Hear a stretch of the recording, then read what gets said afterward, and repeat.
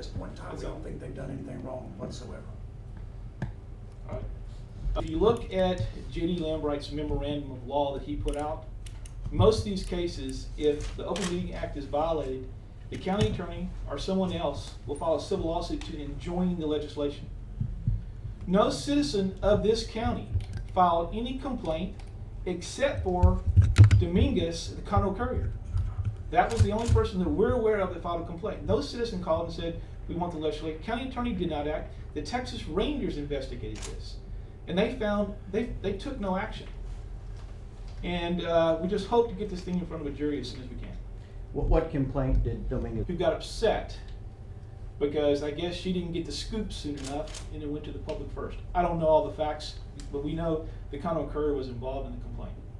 The Conroe Courier filed an open records request for emails associated with any negotiations between around August 11th and August 21st. That's what the Courier filed, was an open records request. Is that a question, or are you telling me that? That's what I believe that the Courier filed. Okay. An open records request. If that's what you believe, that's fine.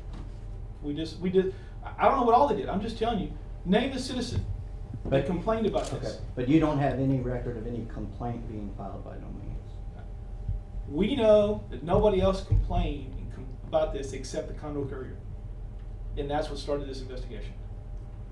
Do you know why Judge Doyal was suspended without pay instead of with pay? There's the option for with pay or without pay. You know, we have no idea. We're in the process of appealing that, and we'll find out when we get to the hearing. All I know is, based on their letter, they relied completely on the indictment for their procedure as to what they did. On the indictment, have any court dates been established or any July 13th. July 13th hearing?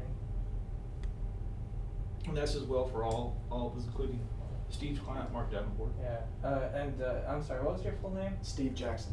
Steve Jackson. Can you elaborate a little bit on what charges were brought with Mark, since he is a private citizen? That's going to be interesting to figure out. That they are the same charges as Judge Doyal and the other defendants at this time.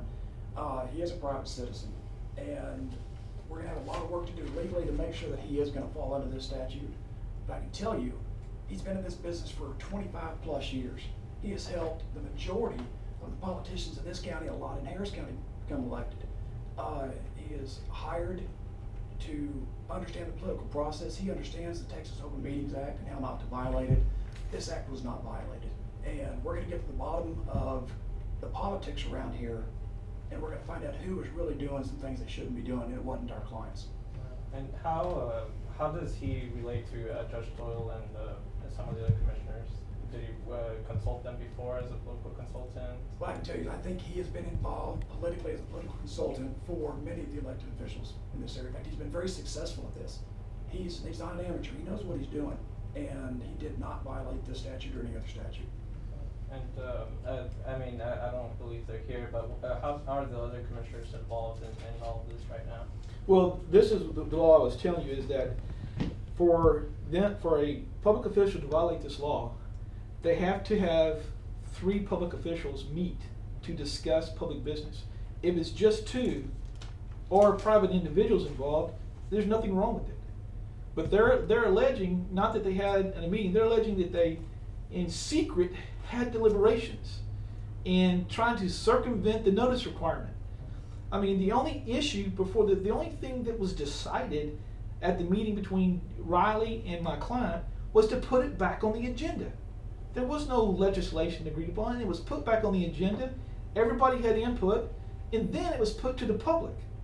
And the fact that my client has had, in 30 years, his reputation as a excellent politician, I mean, completely smudged. And the Conroe Courier every day is making misprints what JD has said and trying to slam him is absurd.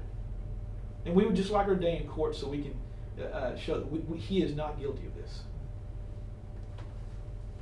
Who will be handling administrative duties while Judge Doyal is not in his office? That's going to be up to, I suppose, the commissioners or the county attorney, whoever is put in there. Right now, only Judge Doyal cannot sit as the judge. Everybody else that worked underneath him. I'll clarify there, because we did discuss with the county attorney's office, the office of the county judge will function as currently structured. So, and we'll will communicate and handle the duties that we are permitted to. There will be someone stepping in during the interim from Montgomery County until Judge Doyal is back on the bench, and rest assured, he will be back on the bench.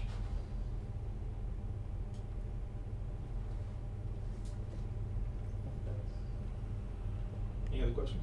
Okay, go ahead, Judge Doyal. For 30 years, I've been involved in the public process. I understand, I know the open meetings laws. I did not violate the open meetings laws, nor did I conspire to violate the open meetings laws. I want to take this opportunity to thank my friends, my family, local elected officials, regional elected officials, and statewide elected officials who have shown an outpouring of support, an overwhelming outpouring of support, and we look forward to our day in court. Mr. Choate? Yeah. Question. Basically, run down the allegations and Well, let me tell you. go ahead. There's been a lot of media coverage of this, and I want to make sure that people understand that in Texas, if you're a public official and there are 3 public officials meeting, the law requires the public officials to go through a process of giving notice so that people and the commissioners can have input.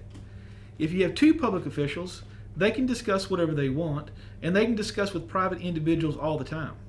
My client never met with anybody other than Charlie Riley and had a discussion about putting the bond issue on the agenda. There was nothing discussed about the details. It was just about getting it on the agenda, and that's what was in the MOU and that was published in the Conroe Courier. the bond issue over these road bonds. This thing's been needed for how many years now? Oh, for many, many years. Everybody knows 2978, Oak Ridge, a variety of other roads, the congestion we're having in, and all the development that's been going on. If this road bond wouldn't been put on the agenda, we would be in a major crisis right now. And basically, all this was just, hey guys, not even together, just hey guys, we need to get something. Let's get this. Make sure the voters can put to it. The voters voted on this. It was nothing they voted on. Judge Doyal could have woke up on any morning, walked in his office, told his secretary, put this on the agenda for next week. He did not have to meet with anybody, discuss it with anybody, get anybody's approval. All he did was to make sure this is what the Tea Party and the Patriot PAC wanted to do. That was the purpose of the discussion, was to resolve their problems. It wasn't about anything else. Why was it so hard or so much effort with the Courier to try to push this? I mean, what was the deal on that? Maybe you ought to ask them.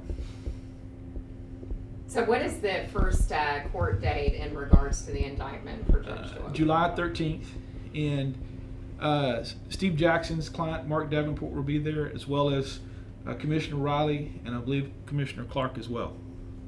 Mr. Jackson, do you have a statement in regards to your client? Hang on. He's been a political consultant in this area of the state for over 25 years. He has helped members of political parties get elected from Harris County to Montgomery County and been very, very successful at what he does. He understands the Texas Open Meetings Act. He understands how not to violate it, and he understands the rules. He did not violate this statute, and this is a political witch hunt, and we're going to find out who's stirring this pot. Steve, he's a private citizen. He is no way affiliated with any office whatsoever. How is he pulled into this indictment? We don't have a clue. We're going to get into that and see if there's even a factual legal basis to sustain this. And Mr. Spell your name one more time. Choate, John Choate. Okay, John. John, one more thing. Texas, I mean, before this went to grand jury, how long? It went quite a while with grand jury investigating this. Texas Rangers weren't able to find anything. What finally brought this to head? Unfortunately, we have no information on what goes on in the grand jury. That's what the law is, and we don't know what happened in there. And so I really can't tell you why. All I can tell you is apparently what they were looking at and what the Texas Rangers and the county attorney looked at was completely different, because the Texas Rangers investigated it, the county attorney looked at it, even sent a memorandum out stating that there's no reason for us to file any civil lawsuit to enjoin the legislation because there was no laws violated. And so we really don't understand, but I can promise you when this thing comes to trial, we'll find out. Where was the complaint actually filed from? We don't know the whole process. All we know is the Conroe Courier was the one causing the stink. And we don't know what their political motivations are or who their allies are. But again, when this thing is tried, we'll find out. Thanks. Now, I suspect it's going to be Go ahead. Probably Mr. Fredericks. It'll be Oh, it's like- in the judge's capacity to sign any documents and perform those functions. And again, the Office of County Judge will continue to function as we have been. Okay, Jim Fredericks. Jim, tell me, can you run that by one more time, please?